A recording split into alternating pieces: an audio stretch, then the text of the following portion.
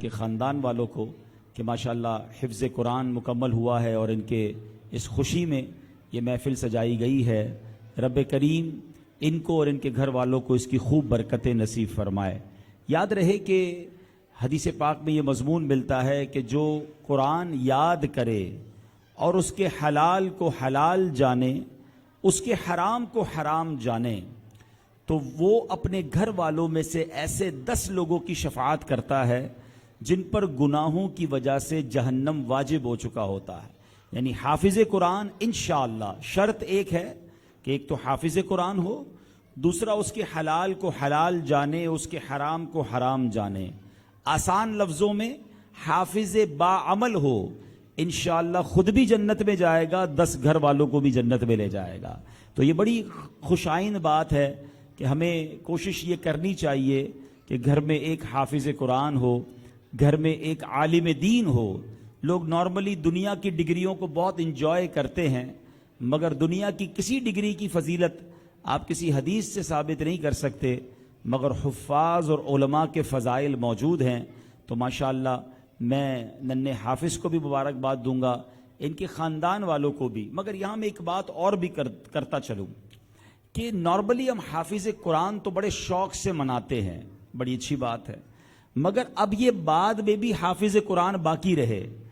ہم نارملی بچے کو حافظ قرآن بنانے کے بعد ایک اچھی سی دعوت کا اہتمام بھی کر لیتے ہیں، مگر اس کے بعد وہ حافظ قرآن رہے، اس کا اصل انتظام کرنا یہ بہت ضروری ہے۔ ورنہ بہت بڑی تعداد میں ایسے حفاظ موجود ہیں کہ جنہوں نے حفظ تو کیا مگر بعد میں اسکول، کالج، کاروباری لائف، زندگی میں ایسے بیزی ہو گئے کہ پھر ان کو قرآن یاد نہ رہا۔ تو اصل کام حفظ کرنے کے بعد شروع ہوتا ہے۔ یہ اس بچے کا بھی کام ہے، ان کے والدین کا بھی کام ہے کہ اب اس کو کنٹینیو روزانہ قرآن پڑھانا ہے۔ اللہ کرے کہ ہر سال یہ تراویح پڑھیں، تراویح سنیں، تو انشاءاللہ اگر یہ قرآن یاد رکھ کر دنیا سے جائیں گے تو جو فضیلت ہے نا کہ حافظ قرآن اپنے گھر والوں کو جنت میں لے جائے گا، تو وہ حافظ قرآن جائے گا تو لے جائے گا نا۔ تو یہ سب لوگوں کے لیے ہے۔ اسلامی بہنوں میں بھی بڑی تعداد میں لوگ حافظ بناتے ہیں، تو ہمیں حافظ بنانا ہے تو اس کو کنٹینیو کریں۔ میں یہاں ایک مشورہ بھی دینا چاہوں گا کہ حافظ قرآن بنانا بہت بڑی سعادت ہے، مگر اس سے بڑی سعادت یہ ہے کہ ہم عالم دین بنائیں، کیونکہ عالم دین بنانے میں وہ کئی لوگوں کے لیے انشاءاللہ رہنمائی کا سبب بنے گا، اور اس میں یہ پرابلم بھی نہیں ہے کہ جو حافظ قرآن بننے کے بعد اس کو کنٹینیو یاد رکھنا، پرابلم تو اس کو نہیں کہیں گے، لیکن ایک ذمہ داری بڑھ جاتی ہے۔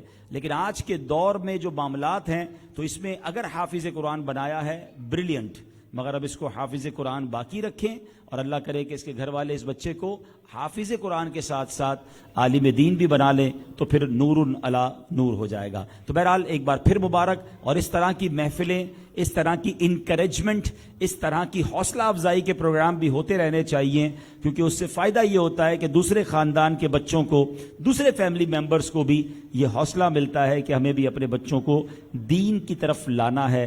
اللہ پاک ہمارے بچوں کو ہماری مغفرت کا ذریعہ بنائے۔ چونکہ قرآن ہی کی محفل ہے، قرآن ہی کے حوالے سے آج پروگرام ہے، تو میں انشاءاللہ قرآن ہی کے حوالے سے چند آپ کو باتیں پیش کرنا چاہوں گا۔ قرآن پاک میں ایک ہستی کا ذکر جا بجا اور بہت خوبصورت انداز میں موجود ہے، اور وہ ہستی اس قدر بڑی ہستی ہیں کہ سرکار دو عالم صلی اللہ تعالی علیہ وسلم کے بعد، یعنی نبی پاک علیہ الصلوۃ والسلام کے بعد کائنات میں جو سب سے افضل ہستی ہیں ان کا نام ہے حضرت ابراہیم علیہ نبینا علیہ الصلوۃ والسلام۔ ان کا مقام اتنا بڑا ہے کہ چاروں آسمانی کتابوں میں ان کا ذکر بھی موجود ہے، اور ان چاروں مذاہب میں ان کا ادب بھی موجود ہے۔ یعنی ان کو چاروں ہی مذہب والے اپنا بہت بڑا مانتے ہیں، اور ان کا بہت بڑا مقام ہے۔ حضرت ابراہیم علیہ نبینا علیہ الصلوۃ والسلام کی ہسٹری اس قدر امیزنگ ہسٹری ہے، اور چونکہ اب جو دن آ رہے ہیں، اگلے جو دن ہیں وہ حضرت ابراہیم کی یاد اور اجاگر کریں گے۔ بہت طرف سے ماشاءاللہ یہ صدائیں بلند ہو رہی ہیں کہ حج پہ لوگ جانا شروع ہونے والے ہیں، حج کی فلائٹس شروع ہونے والی ہیں، تو خود حج جو ہے وہ یادگار حضرت ابراہیم بلکہ خاندان حضرت ابراہیم ہے۔ بی بی ہاجرہ کی یاد ہے، حضرت ابراہیم کی یاد ہے، حضرت اسماعیل ذبیح اللہ کی یاد ہے، اور انہی دنوں میں ہم قربانی کریں گے۔ جو حج پہ نہیں بھی جائیں گے، ساری دنیا کے مسلمان قربانی کریں گے، تو قربانی بھی وہ یادگار حضرت ابراہیم علیہ نبینا علیہ الصلوۃ والسلام ہے۔ یعنی اگر آپ سوچیں کہ اس فیملی کا مرتبہ کتنا بڑا ہے کہ ہم اپنی بہت ساری عبادتیں جو ہیں جب کر رہے ہوتے ہیں تو خاندان حضرت ابراہیم علیہ نبینا علیہ الصلوۃ والسلام کی اس میں شاندار یادیں موجود ہیں۔ اور اگر میں یہ کہوں کہ one of the historical personality in the history of universe, کائنات کی جو شاندار اور ہسٹوریکل تاریخی شخصیات اگر کوئی ہیں تو ان میں one of the top list میں حضرت ابراہیم علیہ نبینا علیہ الصلوۃ والسلام کا نام آتا ہے۔ اور جتنے اپ اینڈ ڈاؤنز ہیں جو آپ کی زندگی کے اتنے واقعات قرآن میں ہیں، یعنی بہت سارے لوگ حضرت ابراہیم کو شاید جو ہے وہ قربانی کی وجہ سے یاد رکھتے ہیں کہ ٹھیک ہے ان کے بیٹے کو ذبح کیا گیا، ایسا نہیں ہے۔ حضرت ابراہیم کی زندگی کے اتنے واقعات ہیں اور ہر واقعے کے پیچھے جو سبق ہے، اللہ اکبر، میں چند باتیں عرض کر پاؤں گا۔ ظاہر ہے وہ اتنی رچ ہسٹری ہے، اتنے بڑے بڑے کارنامے ہیں آپ کے کہ وہ ایک بیان میں کمپائل کرنا بہت مشکل ہے۔ مگر آپ کو ایک اور خوبصورت بات بتاؤں کہ آپ کا نام جو ابراہیم ہے یہ ابو الرحیم سے بنا ہے۔ اچھا، آپ ابو الانبیاء بھی کہلاتے ہیں۔ آپ کے بعد یعنی آپ کی زندگی کے، آپ کی حیات طیبہ کے بعد جتنے بھی انبیاء آئے سب کے سب وہ حضرت ابراہیم علیہ نبینا علیہ الصلوۃ والسلام کی اولاد سے ہیں، یعنی آپ ہی کی نسل سے اس کے بعد سارے انبیاء اس دنیا میں تشریف لائے، اس لیے آپ ابو الانبیاء بھی کہلاتے ہیں۔ حضرت ابراہیم علیہ نبینا علیہ الصلوۃ والسلام وہ عظیم ہستی ہیں کہ جنہوں نے بہت ساری چیزوں کو انوینٹ کیا ہے، یعنی تاریخ میں بہت ساری چیزیں وہ ہیں جو آپ ہی سے شروع ہوئی ہیں۔ مہمان نوازی کا باقاعدہ جو رواج ڈالا گیا وہ حضرت ابراہیم علیہ نبینا علیہ الصلوۃ والسلام سے ڈالا گیا۔ آپ ایسے مہمان نواز تھے کہ جب تک آپ کے دسترخوان پر کوئی مہمان نہ ہوتا آپ کھانا نہیں کھاتے تھے۔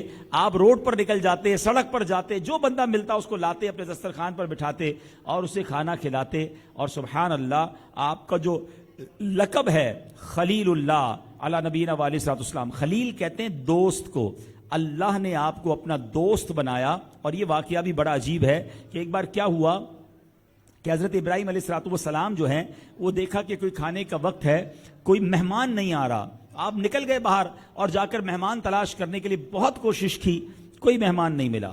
اب واپس گھر آئے تو ایک شخص آپ کے گھر کے اندر موجود تھا، تو آپ بڑے حیران ہوئے۔ آپ نے کہا بغیر اجازت میرے گھر کیسے آئے؟ تو اس نے کہا کہ میں فرشتہ ہوں، اللہ کی طرف سے آیا ہوں اور ایک ایسے شخص کو خبر دینے آیا ہوں جس کو اللہ نے اپنا دوست بنا لیا ہے، اللہ نے اپنا خلیل بنا لیا ہے۔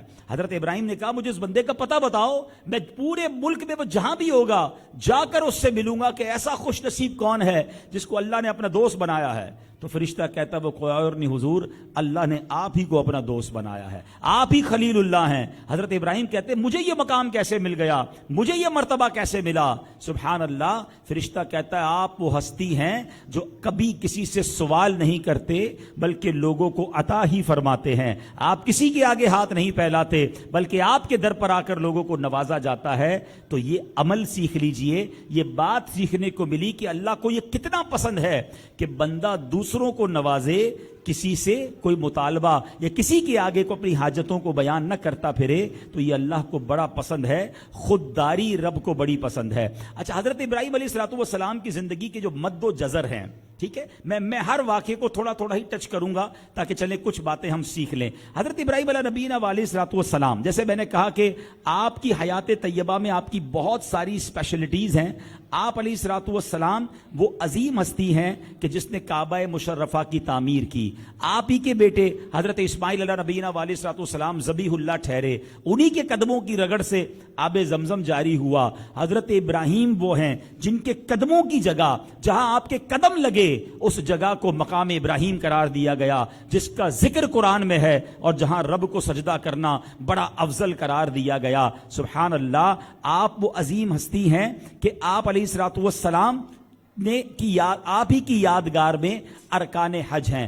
آپ ابھی 18-20 سال کے تھے، یہ ایج بہت زیادہ بڑی نہیں ہوتی ہے، میچورٹی لیول وہ نارمل انسان میں نہیں ہوتا، مگر آپ کی لائف میں ایک واقعہ ہوا کہ آپ جس گاؤں میں یا جس علاقے میں رہتے تھے لوگ وہاں بتوں کی پوجا کرتے تھے، آپ کو بہت برا لگتا تھا، آپ انہیں منع بھی کرتے تھے مگر وہ لوگ مانتے نہیں تھے۔ اب ہوا یہ کہ حضرت ابراہیم علیہ نبینا علیہ الصلوۃ والسلام کو انہوں نے کہا کہ آپ ہمارے ساتھ میلے میں آئیں۔ ہر سال وہ ایک میلہ مناتے تھے، بہت زیادہ وہاں پر جو ہے وہ رنگ رلیاں مناتے تھے، برے کام کرتے تھے. آپ نے کہا میں تمہارے ساتھ نہیں آتا. پورے گاؤں کے لوگ چلے گئے، آپ اکیلے تھے. آپ چلتے چلتے ان کے بت خانے میں چلے گئے. جب آپ بت خانے میں گئے تو آپ کو بڑا غصہ آیا کہ عجیب عجیب سے بت بنے ہوئے ہیں. کوئی چھوٹا ہے، کوئی بڑا ہے، کوئی ٹھگنا ہے، کوئی موٹا ہے، اور یہ سارے اس کو بناتے بھی اپنے ہاتھ سے، پوجتے بھی اس کو ہیں. آپ کو بڑا غصہ آیا کہ اللہ کے سوا کسی کی عبادت کرتے ہیں. آپ نے کلاڑا اٹھایا، ایک ایک کر کے سارے بت توڑ دیے، اور وہ کلاڑا جو تھا وہ سب سے بڑے بت کے کاندھے پہ رکھ دیا. اب باہر آ گئے.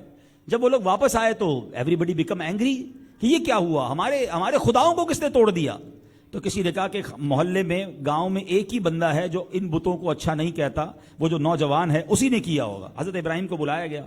آپ کو کہا ان بتوں کو کس نے توڑا ہے؟ تو آپ نے کہا یہ اپنے بڑے والے بت سے پوچھ لو نا، اسی کے کاندھے پہ کلاڑا رکھا ہوا ہے تو اس سے پوچھ لو.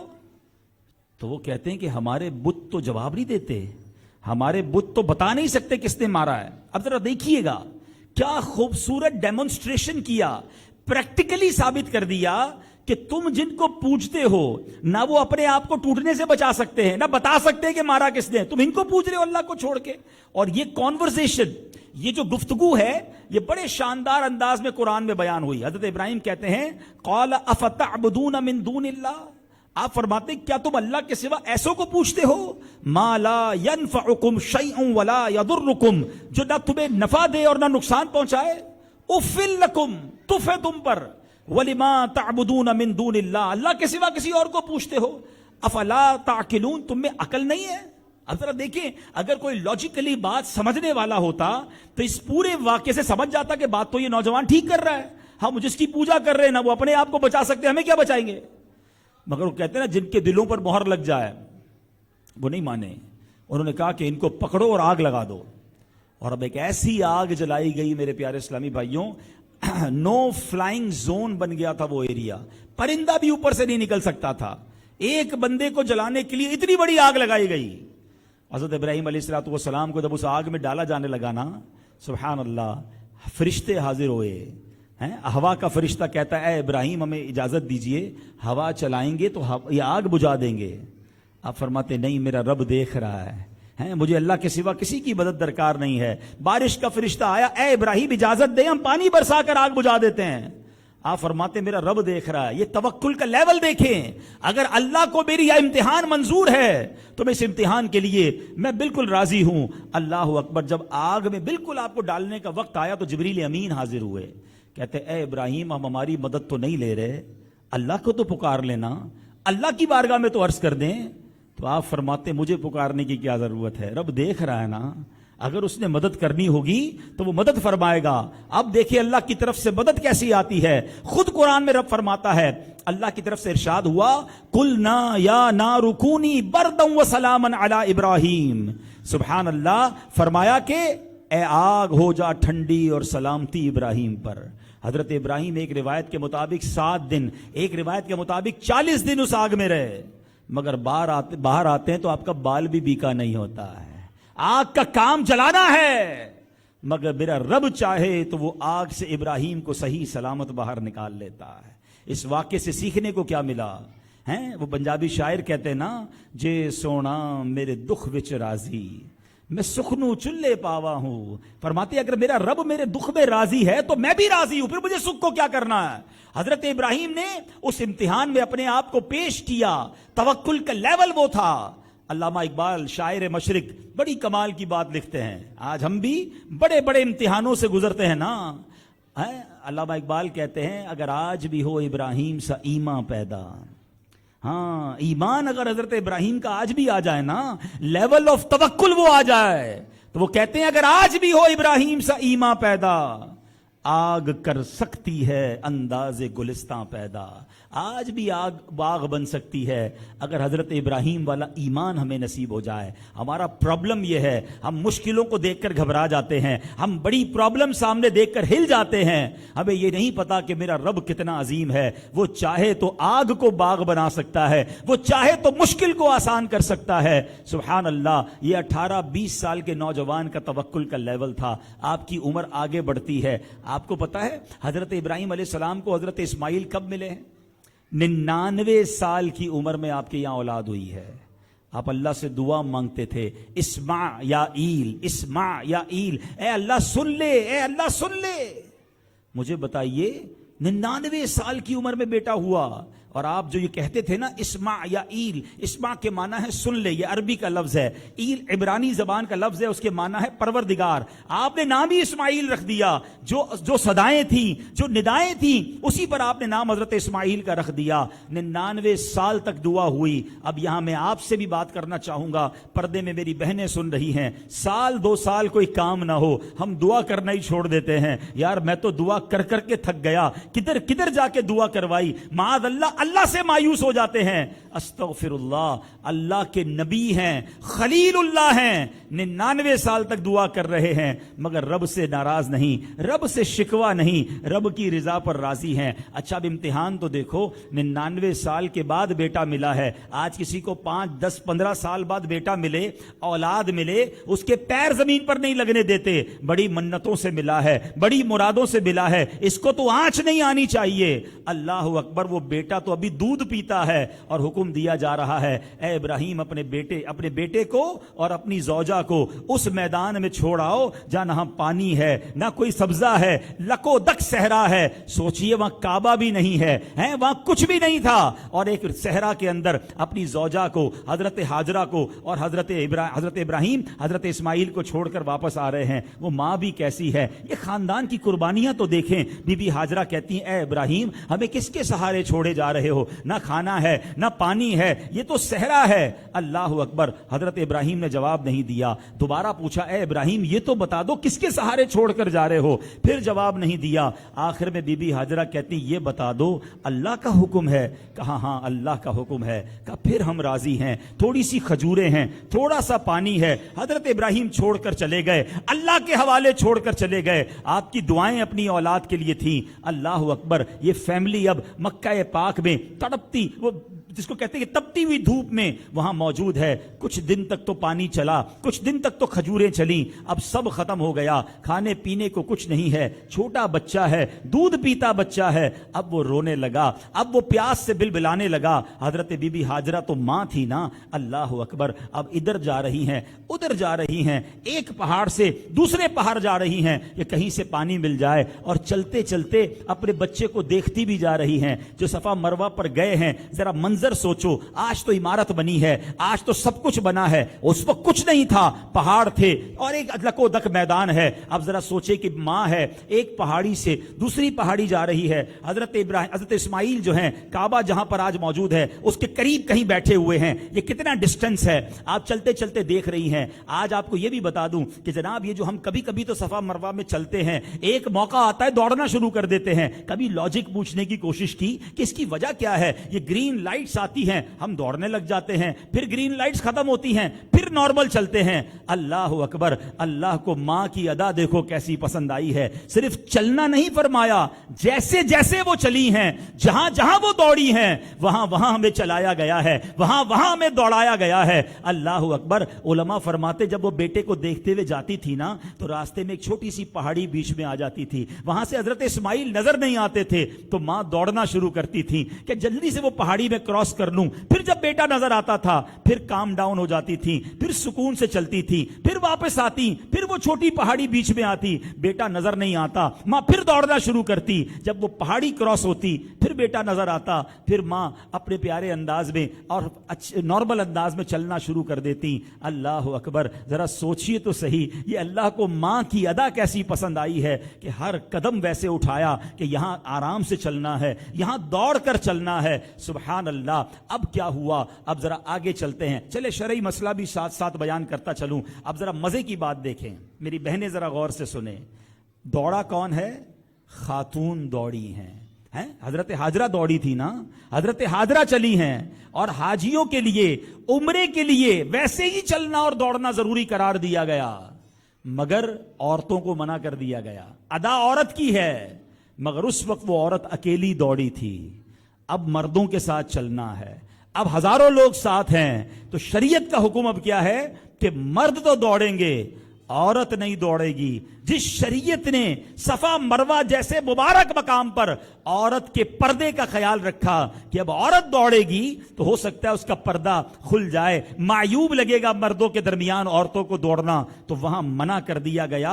اس سے میری بہنیں، میری مائیں، میری بچیاں سبق لیں کہ شریعت نے اتنے مبارک مقام پر بھی عورت کے پردے کا جو لحاظ رکھا ہے، اور وہ عورتیں جو صفا مروا کر کر بھی آتی ہیں، حج اور عمرہ بھی کیا ہوا ہے، مگر اس کے بعد نہ وہاں پردہ کرتی ہیں نہ پھر یہاں آ کر پردہ کرتی ہیں، ان کو سوچنا چاہیے کہ شریعت میں پردے کا اور حیا کا کتنا بڑا مقام ہے۔ اللہ اکبر۔ اب رب نے دیکھو پانی کا کیسا انتظام کیا۔ حضرت اسماعیل نے روتے روتے پیروں کو رگڑنا شروع کیا۔ جب پیر رگڑے جاتے ہیں تو وہاں سے ان کے پیروں سے پانی نکلنا شروع ہوتا ہے۔ بی بی ہاجرہ آتی ہیں، دیکھتی ہیں پانی کا فلو بہت زیادہ ہے۔ آپ عربی میں کہتی ہیں زمزم، عربی میں زمزم کا مطلب ہے رک رک۔ اللہ اکبر، یہ آپ کی زبان سے نکلا، اب اس چشمے کا، اس پانی کا نام ہی زمزم پڑ گیا۔ اور اللہ اکبر، یہ کیسا چشمہ ہے کہ کروڑوں گیلن روزانہ نکالا جاتا ہے۔ ہزاروں سال ہو گئے ہیں، دنیا میں کئی بورنگز ہوئی ہیں، کئی چشمے ابلے ہیں، کئی آبشار بہے ہیں، 100 200 500 سال کے بعد ختم ہو جاتے ہیں، مگر یہ ایسا معجزہ ہے حضرت اسماعیل کا۔ ہزاروں سال گزر گئے، آج بھی زمزم کا کنواں جاری ہے، آج بھی پانی جاری ہے۔ ایک بار زمزم کے ایک انجینئر سے بات ہو رہی تھی، وہ کہتا ہے لاکھوں کروڑوں گیلن روزانہ سق کرتے ہیں، روزانہ اس سے نکالتے ہیں، اور جناب مکے میں، مدینے میں سپلائی ہوتا ہے، پوری دنیا میں لوگ بھر بھر کر لے جاتے ہیں۔ کہتا ہے وہ کنواں چند انچ رات کو نیچے ہو جاتا ہے پانی، مگر صبح آتے ہیں تو واپس لبالب پھر بھرا ہوا ملتا ہے، اور یہ ہزاروں سال سے معاملہ جاری ہے، یہ پانی جو ہے وہ ختم نہیں ہو رہا۔ اس سے بڑی نشانی سبحان اللہ اسلام کی آپ اور کیا دیکھیں گے؟ اچھا جناب، اب کیا ہوا؟ جو تھوڑے سے جیوگرافیکل کو سمجھتے ہیں، دنیا کے نقشے کو سمجھتے ہیں، اب ذرا اس نظر سے دنیا کا نقشہ دیکھیے گا کہ دنیا میں بہت سارے ملک ہیں۔ کبھی گوگل پر جا کر زوم کیجئے، کنٹریز کو زوم کیجئے، دیکھیے آبادی کہاں ہے اور کہاں آبادی نہیں ہے، تو آپ کو سمجھ آئے گا کہ دنیا کے جس ملک میں آبادی ہے وہ وہاں آبادی ملے گی جہاں پانی ہے۔ جہاں پانی نہیں ملے گا وہاں آبادی نہیں ملے گی۔ بلوچستان کیوں اتنا سارا خالی ہے؟ لکو دک پہاڑ ہیں، پانی نہیں ہے۔ جب پانی ہوتا ہے وہاں سبزہ ہوتا ہے، وہاں زندگی ہوتی ہے۔ اب پانی آنا شروع ہوا، قافلے گزرتے تھے، ٹھہرنا شروع ہو گئے، 1 سے 2، 2 سے 4، 4 سے 8، اب یہ مکہ آباد ہونا شروع ہوا۔ زمزم کے کنویں کی وجہ سے یہاں پاپولیشن ہونا شروع ہوئی۔ اب حضرت ابراہیم علیہ السلام واپس آتے ہیں، اب کعبے کی تعمیر کا حکم دیا جاتا ہے۔ حضرت اسماعیل بڑی چھوٹی عمر کے ہیں، آپ ایک ایک پتھر پکڑاتے جاتے ہیں، آپ کعبے کی تعمیر کرتے جاتے ہیں۔ سبحان اللہ، یہ جو مقام ابراہیم ہے نا، یہ ایک ایسا معجزہ ہے حضرت ابراہیم علیہ السلام کا۔ آج 5000 سال ہو گئے ہیں حضرت ابراہیم کو دنیا سے پردہ فرمائے، کم و بیش مور دین 5000 ایئرز ہو گئے ہیں۔ دنیا کی کوئی بھی عمارت ہو، کوئی بھی جگہ ہو، 200 500 700 سال میں بارش ہو، آندھی آئے، طوفان آئے، وہ ختم ہو جاتی ہے۔ 5000 سال سے زیادہ وہ پتھر وہاں پڑا ہوا ہے۔ اس کے اوپر جو باکس مقام ابراہیم پر آپ دیکھتے ہیں نا، یہ 200-400 سال پہلے ہی لگایا گیا ہے، یہ پہلے سے باکس میں نہیں تھا، یہ ہزاروں سال کھلے آسمان تلے پڑا رہا ہے۔ بارشیں بھی ہوئیں، آندھیاں بھی ہوئیں، طوفان بھی آئے، مگر آج بھی اپنی آنکھوں سے کتنے واضح قدم کے نشان آپ حضرت ابراہیم کے دیکھتے ہیں۔ اللہ نے اس نشانی کو کیسے باقی رکھا ہے۔ اور علماء کہتے ہیں حضرت ابراہیم جب کعبے کو تعمیر کر رہے تھے نا، یہ پتھر لفٹر کا کام کرتا تھا۔ جیسے جیسے اوپر کی دیوار پر اینٹ رکھتے تھے یہ پتھر اوپر چلا جاتا تھا، جب آپ نیچے پتھر لگانا ہوتا تھا یہ پتھر نیچے آ جاتا تھا۔ سبحان اللہ، یہ جنت سے آیا ہوا پتھر ہے، اور قرآن فرماتا ہے وَاتَّخِذُوا مِن مَّقَامِ إِبْرَاهِيمَ مُصَلًّى، اور ابراہیم کے کھڑے ہونے کی جگہ کو اپنے لیے مصلی بناؤ۔ سبحان اللہ، کس یاد کی بات کریں حضرت ابراہیم اور حضرت اسماعیل کی۔ اچھا جناب، اب یہ بیٹا تھوڑا بڑا ہوتا ہے، ایک اور امتحان آتا ہے، آپ کو خواب میں کہا جاتا ہے کہ اس بیٹے کو ذبح کر دو۔ ارے پہلے تو دعاؤں سے ملا ہے، دودھ پیتے بچے کو چھوڑ کے آیا، اب بچہ تھوڑا بڑا ہوا ہے، پھر حکم دیا جا رہا ہے کہ اس کو ذبح کر دو۔ اللہ اکبر، یہ خاندان پھر تیار ہو جاتا ہے۔ شیطان نے بڑی کوشش کی بہکانے کی، کبھی بی بی ہاجرہ کے پاس گیا کہ تمہیں پتا ہے یہ کیا کر رہے ہیں؟ کہا کیا کر رہے ہیں؟ کسی اچھی جگہ پر لے جا رہے ہیں، میرے بچے کو تیار کر کے لے جا رہے ہیں۔ کہا نہیں، تیار کر کے کہیں گھمانے نہیں بلکہ ذبح کرنے لے جا رہے ہیں۔ کہ بیٹا بی بی حجرہ کہتی کیا باپ بھی بیٹے کو ذبح کرتا ہے؟ کہا ہاں اس لیے ذبح کر رہے ہیں کہ اللہ نے حکم دیا ہے. وہ ماں جس کو بڑھاپے میں جا کر بچہ ملا ہے 7-8 سال کا بھی ہوا ہے, ماں کہتی اگر اللہ کا حکم ہے تو میں اس کے لیے تیار ہوں. شیطان پھر حضرت اسماعیل کے پاس گیا, چھوٹی عمر ہے. اسماعیل تمہیں پتا ہے تمہارے بابا جان کہاں لے جا رہے ہیں؟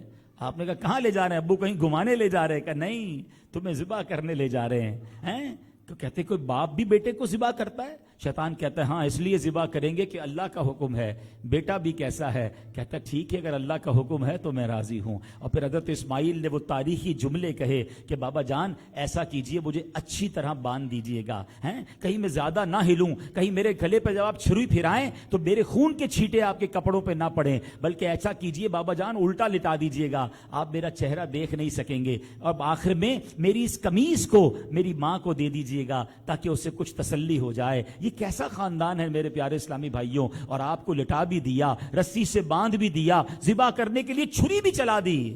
مگر اللہ نے اس قربانی کو کیسے قبول کیا کہ آسمان سے حضرت جبریل علیہ السلام مینڈھا لے کر آتے ہیں اور اس کی جگہ اس کی قربانی ہوتی ہے. ہم آج ہر سال بقرہ عید میں قربانی کرتے ہیں. پلیز اپنے بچوں کو یہ فلسفہ ضرور بتایا کریں. ہم بکرے گھماتے ہیں, گائیں گھماتے ہیں, اب تو ایک جناب فیشن شو والا معاملہ ہو گیا ہے, دکھلاوے کے بڑے معاملات ہیں, اس کے بعد باربیکیو پارٹیز ہیں. ذرا سوچئے تو صحیح, اگر ہم سب کو یہ حکم دے دیا جاتا کہ ہر سال نہیں تو زندگی میں ایک بار اپنا ایک بیٹا اللہ کی راہ میں ذبح کرنا ہے, سوچے ہمارا کیا حال ہوتا. ہم تو بکرا گائے قربان کر کے, اور وہ بھی جس کے پاس پیسے ہیں اس پر واجب ہے, غریب پر تو وہ بھی واجب نہیں ہے, اور اس کے بعد گوشت بھی خود کھا جاتے ہیں, کوئی احساس نہیں ہوتا. مگر ہر بار قربانی میں یاد کرنا ہے کہ اصل قربانی تو انہوں نے دی تھی, ہمیں تو صرف جناب اس کی نقل کو ادا کرنا ہے. تو اے میرے پیارے اسلامی بھائیوں, کس واقعے کی بات کروں؟ حضرت ابراہیم علیہ نبی علیہ السلام کی, آپ کے خاندان کی قربانیاں,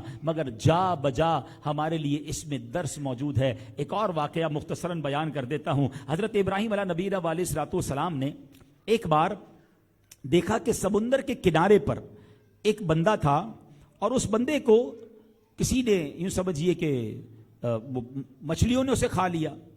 جب مچھلیوں نے کھا لیا تو اس کے بعد کیا ہوا, اس کو جب وہ باہر آیا تو اس کو درندوں نے کھایا, اس کی لاش کو, اور جب درندے چلے گئے تو پرندوں نے کھایا.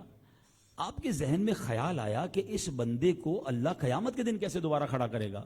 یہ تو 3 الگ الگ قسم کی چیزوں کے پیٹ میں چلا گیا نا اس کا گوشت. مچھلیوں نے بھی کھا لیا, زمینی جانوروں نے بھی کھایا, بعد میں اس کی باڈی کو پرندوں نے بھی کھایا. تو آپ کے ذہن میں یہ خیال آیا کہ اللہ کریم دوبارہ مردوں کو کیسے زندہ کرے گا؟ تو آپ نے اللہ تعالیٰ سے کہا کہ یا اللہ میں دیکھنا چاہتا ہوں کہ تو مرنے کے بعد مردوں کو زندہ کیسے کرے گا, ان کی باڈی, ان کے ڈھانچوں پر یہ سارا گوشت کیسے آئے گا؟ تو ارشاد باری ہوا کہ اے ابراہیم تو ایمان نہیں رکھتا؟ تو آپ نے فرمایا مولا میں ایمان رکھتا ہوں مگر اپنی آنکھوں سے یہ دیکھنا چاہتا ہوں. اے اللہ یہ منظر مجھے اپنی آنکھوں سے دکھا دے. یہ واقعہ بھی قرآن میں موجود ہے. سبحان اللہ. اب کیا حکم الہی ہوا؟ فرمایا اے ابراہیم 4 پرندے لو, ان کو پالو بھی, اپنے ساتھ کھلاؤ پلاؤ, ان کا اپنے ساتھ مانوس کر لو, اور ان پرندوں کو ذبح کرو, اور 4 پرندوں کا قیمہ آپس میں ملاؤ, مکس کر دو. 4 پرندوں کو کاٹ کے قیمہ مکس کرو, اور پھر ان 4 پرندوں کے چھوٹے چھوٹے, یعنی یہ سمجھے کہ قیمے کے گولے بنا کر, پیس بنا کر 4 الگ الگ پہاڑوں پر رکھو. آپ نے کیا کیا؟ اب وہ 4 پرندے کون سے تھے ذرا سنیے گا. آپ نے کیا کیا؟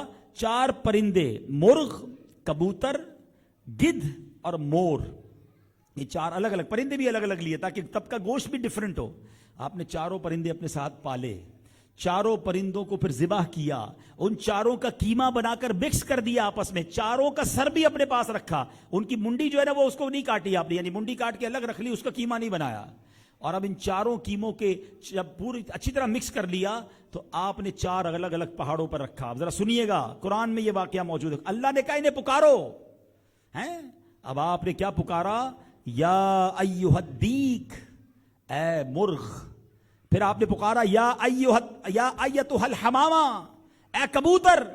یا ایھا النسر, اے گدھ. یا ایھا الطاؤس, اے مور. آپ نے 4 پرندوں کو پکارا. سبحان اللہ. اب کیا ہوا؟ قیمہ اڑنا شروع ہوا. قرآن کہتا ہے, اور اب یہ سب کے سب اس کی باڈی بننا شروع ہوئی. یعنی آپ ذرا سوچیں کہ چاروں کا کیما مکس ہے, مگر جس کا جو حصہ باڈی کا تھا وہ اڑنا شروع ہوا. آج فکشن, گرافیکل اینیمیشنز اور جناب بہت ساری ان چیزوں کا دور ہے کہ کمپیوٹر میں چیزیں بن جاتی ہیں. مگر سوچیں یہ اللہ کی قدرت کا کیسا نظارہ تھا جو حضرت ابراہیم نے اپنی آنکھوں سے دیکھا, اور یہ قرآن میں موجود ہے. اب کیا ہوا, یہ چاروں پرندے بلا سر کے تیار ہو گئے. سر تو حضرت ابراہیم کے پاس تھے, مگر وہ بغیر سر کے دوڑتے ہوئے آئے, اور حضرت ابراہیم علیہ نبینا علیہ الصلوۃ والسلام نے ان کا سر لگایا, وہ سر بھی واپس لگ گیا, اور وہ زندہ بھی ہو گئے, اپنی بولی میں باتیں بھی کرنے لگ گئے. یہ واقعہ اگر آپ نے پڑھنا ہو, پارہ 3 سورہ بقرہ آیت نمبر 26 میں موجود ہے. تو اے میرے پیارے اسلامی بھائیوں, اب سوچئے اس پورے واقعے میں جہاں حضرت ابراہیم کا مقام پتہ چلتا ہے, حضرت ابراہیم کا یہ معجزہ بھی ہے, اللہ کی قدرت کا نظارہ بھی ہے کہ اللہ نے کس طرح ان چاروں پرندوں کو زندہ کر کے حضرت ابراہیم کو بتایا. اور آج ہم قرآن پڑھتے ہیں تو ہمیں بتایا ان اللہ علی کل شیء قدیر. آج بندہ مر جاتا ہے, ہڈیاں گل سڑ جاتی ہیں, مگر میرا رب دوبارہ زندہ کرنے پر قادر ہے اور قیامت کے دن اٹھائے گا. اور یہاں میرے پیارے اسلامی بھائیوں بڑی خوبصورت بات علماء فرماتے ہیں کہ یہ جو چاروں پرندے ہیں, ان 4 پرندے کو تصوف کا ایک نقطہ بھی مفسرین نے لکھا کہ یہ 4 پرندے الگ الگ کیوں تھے. بری خصلت چاروں میں ایک مشہور ہے. مور کو اپنی شکل و صورت پر بڑا ناز ہے, خوبصورتی پر بڑا ناز ہے. مرغ میں شہوت کی کثرت ہوتی ہے, گدھ میں حرص اور لالچ ہوتی ہے, اور کبوتر کو اپنی بلند اڑان پر بڑا فخر و غرور ہوتا ہے. تو فرمائیں ان چاروں کو قربان کر کے یہ بتایا کہ اگر اللہ کا پسندیدہ بننا ہے تو غرور کو اپنے دل سے نکالیں. اللہ اونچا مقام دے دے, اس پر گھمنڈ نہ کریں, مال و دولت کی لالچ میں اپنی زندگی نہ گزاریں, اور شہوت کے پیچھے, اپنی نفسانی خواہشات کے پیچھے نہ چلیں. ان چاروں پرندوں کو ذبح کر کے گویا ہمیں یہ پیغام دیا گیا کہ جس طرح یہ چاروں پرندے زندہ ہو کر دوبارہ جو ہے وہ زندگی گزارنے لگے, تو آپ اپنے مردہ دل کو اگر زندہ کرنا چاہتے ہیں, اپنے نفس کو نفس مطمئنہ بنانا چاہتے ہیں, اپنے دل میں ایمان کا نور داخل کرنا چاہتے ہیں, تو ان چاروں بری خصلتوں کو آپ بھی ذبح کر دیں. انشاءاللہ آپ کا دل بھی زندہ ہو جائے گا, اللہ کی بارگاہ میں آپ کا مرتبہ بھی جو ہے وہ بلند ہو جائے گا. بہرحال میرے پیارے اسلامی بھائیوں, ان تمام واقعات میں ہمیں صبر ملتا ہے, اللہ کی رضا پر راضی رہنا ملتا ہے. حضرت ابراہیم کی سیرت ہمیں بہت کچھ سکھاتی ہے, اور یہ بھی پتہ چلتا ہے کہ اللہ کو اپنے نیک بندوں کی یاد بنانا کتنا پسند ہے. دیکھیں عقل تو یہ کہتی ہے کہ جناب اب تو کوئی ماں نہیں دوڑ رہی, اب صفا مروہ کے درمیان دوڑنے کی بجائے اتنی دیر میں کعبے کا طواف کر لو, کعبہ قریب ہے, زیادہ ثواب اس میں ہے. مگر نہیں, اللہ کو ماں کی یاد باقی رکھنی ہے. صفا مروہ نہیں ہوگا تو عمرہ اور حج کمپلیٹ نہیں ہوگا. عقل تو کہتی ہے اتنی لمبی لائن لگا کر اب جا کر جمرات کی رمی کرنے کا کیا فائدہ, نہ وہاں شیطان ہے, ایک خالی دیوار ہے, اسی کو پتھر مارنا ہے, ارے اتنی دیر میں 1-2 طواف ہو جائیں گے. نہیں نہیں, اللہ نے اپنے خلیل کی یاد کو باقی رکھا ہے کہ وہاں بے شک شیطان اس وقت تو نہیں ہے, مگر وہ ادا رب کو بڑی پسند ہے. ہر حاجی جب تک رمی نہیں کرے گا اس کا واجب ادا نہیں ہوگا. عقل تو یہ کہتی ہے, آپ کو پتہ ہے عرفات کا میدان حدود حرم سے باہر ہے, حدود حرم کی ایک نیکی 1,00,000 نیکی کے برابر ہے. لاجک تو یہ کہتی ہے کہ جناب حدود حرم سے باہر جا کر عرفات کے میدان میں دن کیوں گزاریں, وہ پورا دن مکے میں کعبے کے سامنے گزار لیتے ہیں, 1 نیکی 1,00,000 نیکی کے برابر ہے. کعبے کو تو دیکھنا بھی عبادت ہے. نہیں, وہاں میرے آقا نے دن گزارا تھا. نبی پاک کی یاد اللہ کو ایسی پسند ہے کہ ساری دنیا میں بندہ کہیں بھی ہو, مگر اس دن 9 ذوالحجہ کو جو عرفات کے میدان میں رحمتیں نازل ہوتی ہیں وہ دنیا میں کہیں اور نہیں. رب کو اس دن کی حاضری پسند ہے. سبحان اللہ. آج تو بیٹا ذبح نہیں کرنا, مگر آج پھر بھی بکرا ذبح کر کے اللہ نے اپنے سبحان اللہ خلیل کی اور ذبیح اللہ کی یاد کو باقی رکھا ہے. تو یاد رکھیے, اگر آج بھی کوئی اپنے اللہ کے نیک بندوں کی یاد مناتا ہے, ان کا دن مناتا ہے, ان کا ذکر کرتا ہے, تو یہ کوئی غلط بات نہیں, یہ تو قرآن سے ثابت ہے. اگر ہم اللہ والوں کی یاد اپنی زندگی سے نکال دیں تو نہ حج کر سکیں گے نہ عمرہ کر سکیں گے. اس یاد کو باقی رکھنے میں ہم سب کے لیے بہت سارے میسیجز ہیں. اب قرآن میں ہم نے سنا, قرآن کہتا ہے پرندوں کو پکارو. پرندے تو سب مر چکے تھے, کیما بن چکا تھا, تو مرے ہوئے پرندوں کو اگر یا ایھا الدیک کہہ کر پکارا گیا, یا ایھا الحمامہ کہہ کر پکارا گیا, تو پتا چلا کہ اگر جو لوگ دنیا سے چلے جائیں ان کو کوئی پکارتا ہے تو وہ کوئی غلط بات نہیں ہے. بلکہ ہم تو قبرستان بھی جا کر کیا کہتے ہیں, السلام علیکم یا اہل القبور یغفر اللہ لنا ولکم. یہ تو مشکات شریف کی حدیث میں دعا موجود ہے کہ نبی پاک جب بھی قبرستان جاتے، یہ پیارے آقا نے تعلیم دی کہ قبرستان جا کر یہ دعا کیا کرو، اے قبر والوں تم پر سلام ہو، یا ایھا القبور۔ تو جب عام مسلمانوں کی قبروں پر جا کر یا ایھا القبور کہہ کر السلام علیکم یا اہل القبور کہہ سکتے ہیں، تو اگر اللہ والوں کو کوئی پکارتا ہے، ہاں اگر پکارتے وقت ان کو رب مان کر پکارا ہے، ان کو جناب اللہ کے سوا دینے والا مان کر پکارا ہے کہ وہ رب کی عطا سے نہیں اپنی طرف سے ذاتی دیتے ہیں، پھر یقیناً وہ شرک ہے۔ لیکن ایسا عقیدہ کس کا ہوتا نہیں۔ تو یاد رکھیے قرآن و حدیث سے ہمیں بہت ساری رہنمائیاں ملتی ہیں۔ بہرحال آج چونکہ محفل ہی قرآن پاک کے لحاظ سے ہے، ہمارے مدنی منع کے حفظ قرآن سے متعلق ہے، تو ہمارے چونکہ اگلے دن حج کے ہیں، اگلے دن قربانی کے ہیں، ہمیں یاد رہے حج کرتے وقت، قربانی کرتے وقت کہ خلیل اللہ کا خاندان کیسا تھا، کیسا صبر تھا، کیسا توکل تھا۔ اللہ ان کے صدقے ہمیں توکل نصیب فرمائے، ہمیں صبر نصیب فرمائے، مشکلوں میں ثابت قدمی عطا فرمائے، اور وقت آئے تو اپنا کچھ قربان کرتے ہوئے، وہ تو اولاد قربان کرنے چلے، آج نہ ہم وقت قربان کرتے ہیں نہ اللہ کی راہ میں مال قربان کرتے ہیں، ہمیں اللہ قربانی کا جذبہ عطا فرمائے اور حضرت ابراہیم خلیل اللہ کی سیرت پر عمل کرنا نصیب فرمائے۔ اب ذرا سوچے، ایک نبی کے چند آیتوں میں موجود واقعات میں اتنا کچھ ہے، تو جو پورا قرآن پڑھ لے اور اس کو سمجھ لے، اس کو انڈرسٹینڈ کرے، تو کیسے کیسے واقعات اور کیسے کیسے خزانے حاصل کر سکتا ہے۔ تو آئیے قرآن سے دوستی کیجئے، قرآن سمجھ کر پڑھیے۔ آج ماشاءاللہ ہمارے ہارون ناگوری بھائی نے جہاں یہ محفل سجائی ہے، وہاں لاکھوں روپے خرچ کر کے آپ کے لیے ایک بہت خوبصورت تحفہ بھی تیار کیا ہے، اور وہ تحفہ بھی قرآن مجید فرقان حمید سے متعلق ہے۔ بہت ہی خوبصورت اور مختصر تفسیر قرآن۔ تفسیر قرآن کا نام ہے تعلیم القرآن، تقریباً 3000 سے زیادہ کی اس کی قیمت ہے۔ وہ تفسیر قرآن 2 جلدوں پر مشتمل ہے، اور ماشاءاللہ انہوں نے آپ سب کے لیے، سبحان اللہ، ہونا تو یہ چاہیے ان کے حافظ قرآن بچے کے لیے ہم تحفہ دیں، مگر انہوں نے ہم سب کے لیے ماشاءاللہ یہ تفسیر قرآن کا تحفہ ریڈی کیا ہے، جو آج آپ سب کو تحفے میں پیش کیا جائے گا۔ مگر پلیز اس کو لائبریری میں جا کر رکھ مت دیجیے گا، ایسا نہ ہو اگلے سال بھی اس کی پنی بھی نہ کھلی ہوئی ہو، ہیں تو اس کو جا کر کھولیں۔ ان کا بھی مقصد یہ ہے کہ آپ لے جائیں اور اس کو پڑھنا شروع کریں، بے شک روز کے 2 صفحے پڑھیں، آپ قرآن کے ساتھ دوستی کر لیں، قرآن پڑھنا شروع کریں، پھر دیکھیں نور قرآن سے دل کیسے جگمگاتا ہے۔ الحمدللہ ایسی پیاری باتیں دعوت اسلامی کے ماحول میں سکھائی جاتی ہیں۔ آپ بھی دعوت اسلامی کے جو فیضان مدینہ ہے اجتماع میں آیا کریں، وقتاً فوقتاً مدنی چینل بھی دیکھیں، تاکہ اس طرح کی مزید باتیں سیکھنے کو ملیں۔ اللہ پاک ہمارے ہارون بھائی اور ان کی فیملی کی اس کاوش کو، اس محفل کو، اس اجتماع کو اپنی بارگاہ میں قبول فرمائے، اور ہم سب کے دلوں میں نور قرآن کو داخل فرمائے۔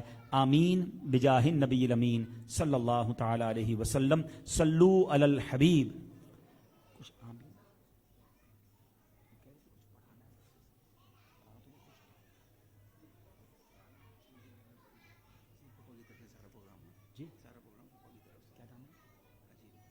ماشاءاللہ بتا رہے ہیں کہ آج یہ بھی دیکھیں بڑی اچھی بات ہے، حاجی علی صاحب ہیں جو بلال بھائی کے پھوپھا جان ہیں، ان کے والد صاحب، سبحان اللہ، دادا حضور ہیں، کیا بات ہے صاحب، دادا حضور کی طرف سے پروگرام ہے ماشاءاللہ۔ اس فیملی ناگوری فیملی ہے، اللہ آپ سب کو اس کی جزا عطا فرمائے۔ تو کون ہے بھائی، ہمیں دیدار تو کرائیں ماشاءاللہ۔ ارے واہ ماشاء آئے نا، ایسا اوپر آئیں ماشاءاللہ، اتنی خوبصورت آپ نے محفل سجائی ہے۔ آئیے اب دعا کرتے ہیں انشاءاللہ۔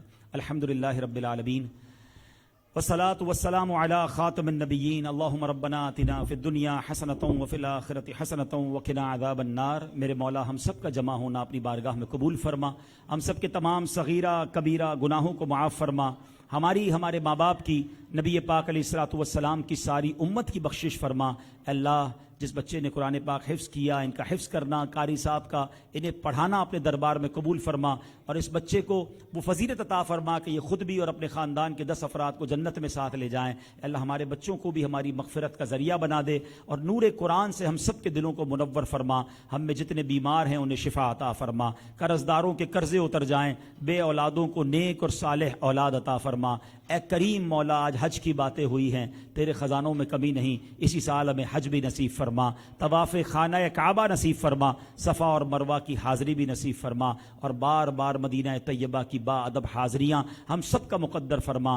اے کریم ہم سب کی مشکلوں کو آسان فرما، اس خاندان کے رزق حلال میں، کاروبار میں برکتیں اور وسعتیں عطا فرما۔ جتنے ہاتھ اٹھے ہیں مولا سب کی جھولیاں بھر دے، بالخصوص فلسطین کے مسلمانوں کی غیب سے مدد فرما۔ ربنا تقبل منا انک إنك أنت السميع العليم وتب علينا يا مولانا إنك أنت التواب الرحيم وصلى الله تعالى على خير خلقه محمد وآله وصحبه أجمعين برحمتك يا أرحم الراحمين. دو اشعار صلاۃ السلام کے لیے. مصطفیٰ جان رحمت پہ لاکھوں سلام.